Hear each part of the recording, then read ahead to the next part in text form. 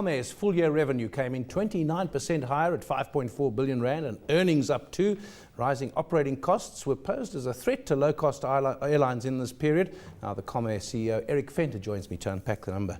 Eric, there's been a bit of attrition in the industry. There are fewer airlines. Am I right in saying because there are fewer airlines, you've been able to raise prices, there's less competition, and that's why you're making more money?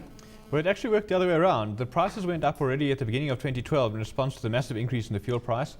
We're now sitting at about 8.50 a litre on jet fuel, and it was about 4 rand a litre in 2010. So it's doubled. So it's more than doubled.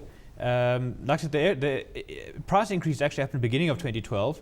The competitor exited at the end of 2012. And what happened in the interim during that year was that the market shrank because of the cost increases and the price increases. And so with the exit of that competitor, basically we just rebalanced the supply and demand of seats versus passengers. It also sounds like then your volumes might have gone up. So the price increase had come in, but you're carrying more passengers. We're carrying a little bit more passengers. The market is still 5% down on last year, and it has not yet even got back to 2007 volumes. So we're still sitting with a very flat market for the last 6 years.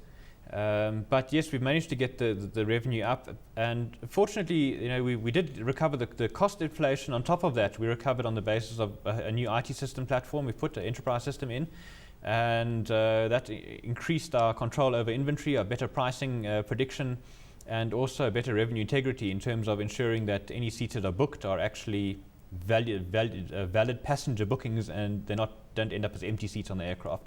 So that did top up our revenue quite substantially as well. Yeah, of course, every plane that flies, you can't take seats off. They're there. Every one is a lost piece of revenue. Absolutely. You've got new aeroplanes coming in next year, the 737-800s. And I think the airline industry in many ways is the most difficult of the lot because you've got to make long-term decisions. Lots of your costs are out of your control because of currencies and oil prices. But you've got to commit. And if you make the wrong commitment, you've got all these spare seats, haven't you? Yeah. In terms of the new aircraft, the first 4 came in during this year, and we've got another 4 coming in 2015. They have made a significant difference. We're looking at, compared to the aircraft that they replaced, about 24% less fuel per seat. So a substantial improvement there. But yes, you're correct. You are taking a long-term view on things, and you've got to just build in the flexibility to get out if you need to, or to find alternative capacity if you're in a hurry to do so. I suppose looking at the local market, given the projections for economic growth and business activity generally, one gets on the aeroplane and you see all these people going to Cape Town or Durban or elsewhere to do business. It doesn't look as if that's going to increase. That 5% down on last year for domestic is largely business travel. Is it going to drop again? I hope not. I think at the current cost level and the current ticket price level, we probably should sustain this kind of volume in the market. But if we do see further devaluation of the rand and therefore forcing further fare increases, we are going to see potentially further shrinkage of the market. So stronger oil prices, weaker rand hits you twice. Yeah. New competitor coming in apparently, Fly Safair, or what are you expecting there? We'll see. The one big issue that we still have, which we had particularly with FastJet coming in from the UK, was the fact that the South African airspace is an asset to the country, and just like we have to control foreign operators fishing in our marine territories, we also have to control foreign operators making use of our airspace. And the issue we've got with Safair again is this fact that it's actually an Irish-owned company.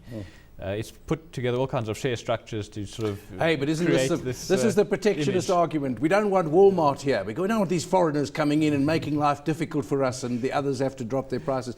Surely, you're a good business. I think I'm right in saying Comair is one of those companies that's made a profit virtually for the entirety of its existence. There are very few companies that can say that. Have been listed a long time too, 50, 60 years. You can cope with this competition, can't you? We can cope with it, but I think it's a broader issue of global protectionism in the aviation industry. If all countries opened up their investment of foreign investment into the airlines, it would be fine. Then everyone could have reciprocal potential. But unfortunately, on a global level, it's not permitted in almost any country in the world. And so it ends up, like I said, like our marine territories. You don't just allow foreigners to come in and fish unless you get reciprocal rights in their country. Sounds like chicken dumping. That's another kind of way of putting it. I guess so. Yeah. You know what shocked me the other day, Eric? Flying to Cape Town, I looked at the ticket and I saw how much was tax, airport tax, I don't know what tax they do, and how much was you charging me for my ticket. In fact, you were less than 50% of the charge of the total.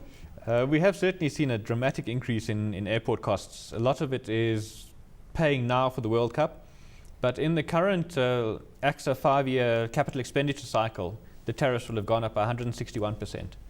So yes, it's been a very expensive exercise in terms of providing A-grade facilities in a country that actually has a normal grade of C-grade facilities. And someone's got to pay at some point, and this is what's hitting us now. I think people don't always realise that part of your charge is not under your control. And that pricing is therefore got to be looked at in that way. Well, there are two parts of it. The one part is what you see directly on the ticket, which is the AXA tax to the passenger.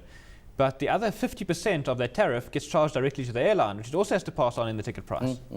Okay, finally, your earnings up substantially, just about a cent the last time, up to 47 cents. So the shareholders are happy there. There's a dividend. Are you going to be looking at a similar earnings number the next time around? We certainly hope so. We have made some very fundamental changes to the technology in the company and to the structures of and the processes in the organization. So a lot of this improvement we've seen now will be carried forward into the future. And there's still a lot more to come. So, you know, the opportunities out there, it's a bit of a Christmas tree right now. We're kind of trying to pick the low-hanging fruit because there's just so much potential right now in terms of technology opportunities. So I think there's still a good chance for further improvement in the years ahead. Interesting image. What is the low-hanging fruit on a Christmas tree? Berries, I suppose. Berries. That was Comair CEO Eric Venter.